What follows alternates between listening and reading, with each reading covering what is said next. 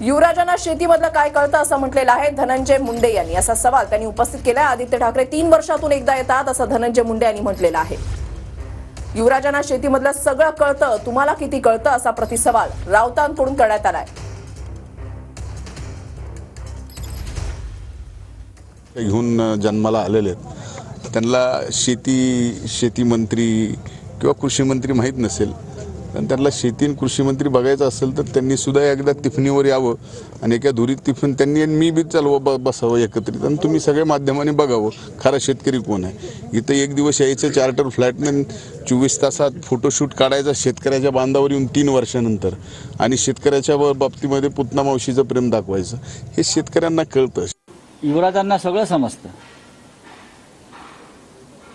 समजतंय आणि तुम्हालाही समजून घेऊ।